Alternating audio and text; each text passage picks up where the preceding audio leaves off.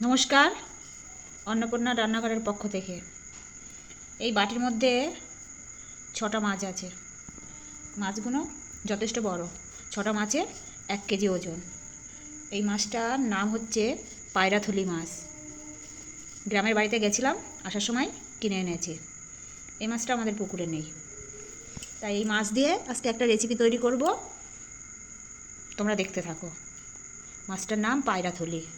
গায়ে দেখেছো কীরকম ছোপ ছোপ, অনেকটা পায়রার মতনই দেখতে, তাই এই মাছটার নাম হচ্ছে পায়রাথলি মাছ। বন্ধুরা, মাছগুলো কিন্তু যথেষ্ট বড়।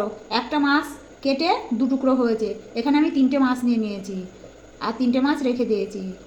3টে মাছে 6 টুকরো হয়েছে। পিসগুলো বেশ বড় বড় হয়েছে। তোমরা এবার দেখতে থাকো। লবণ হলুদ মাখিয়ে মাছটাকে লাল লাল করে ভেজে নিয়েছি। দেখেছো কি সুন্দর লাল লাল করে ভেজে নিয়েছি। এবার আমি এটা দিয়ে রান্নাটা শুরু করব। আর এইটা কি বলো তো, এটা হচ্ছে মেটে আলু। মাটির তলায় যে কালো কালারের আলুটা হয়, এটা হচ্ছে সেই আলু, মেটে আলু। আলুটা প্রচণ্ড বড় ছিল, কিন্তু আমরা ঠিকঠাক তুলতে পারিনি বলে এরকম ভেঙে ভেঙে টুকরো টুকরো হয়ে গেছে। আজকে আমি এই মেটে আলু আর পায়রাথলি মাছ দিয়ে তোমাদেরকে মেটে আলুর রেসিপিটা তৈরি করে দেখাবো। এই আলুটাকে এখন ভালো করে পরিষ্কার করে কেটে নেব। এবার দেখো, মেটে আলুটা সুন্দর করে পরিষ্কার করে টুকরো টুকরো করে কেটে নিয়েছি। এবার এই আলুটা দিয়ে পায়রাথলি মাছ দিয়ে আমি পায়রাথলি মাছ ও মেটে আলুর ঝোল এই রেসিপিটা তৈরি করব। এই ফুলকপি, মেটে আলু আর পায়রাথলি মাছ দিয়ে আজকে রান্না হবে পায়রাথলি মাছের ঝোল। আর এখানে নিয়ে নিয়েছি একটা গোটা টমেটো, কিছুটা কাঁচা লঙ্কা, একটা পেঁয়াজ, এক টুকরো আদা, তেজপাতা আর একটা শুকনো লঙ্কা। শুকনো লঙ্কা আর তেজপাতা যেন তো ফোড়ন যাবে। আর এই টমেটো, পেঁয়াজ, আদা আর কাঁচা লঙ্কা এটা মিক্সারে দিয়ে একটা পেস্ট তৈরি করব। তারপরে আজকে রান্না করব ফুলকপি, মেটে আলু আর পায়রাথলি মাছ দিয়ে ঝোল। তোমরা দেখতে থাকো। মাছ ভাজার পরে কড়াইতে যথেষ্ট তেল বেঁচে আছে।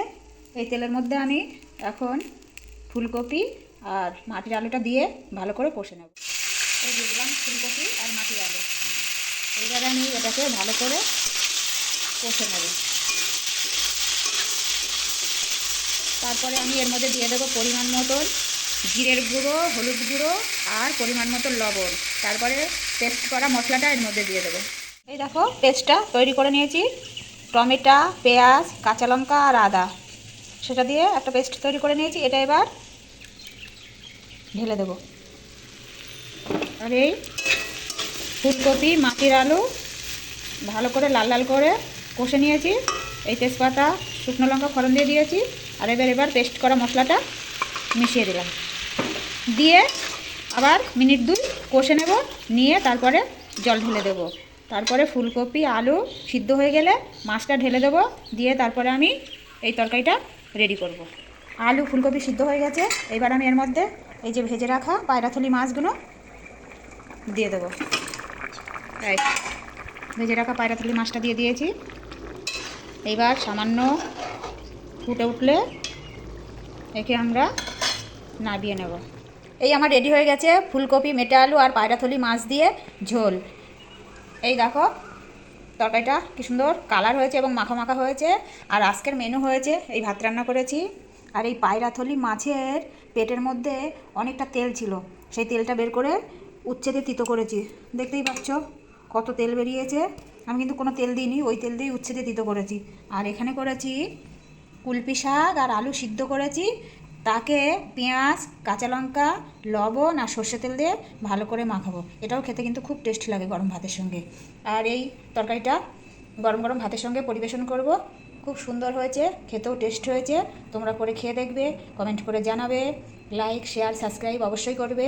ধন্যবাদ বন্ধুরা।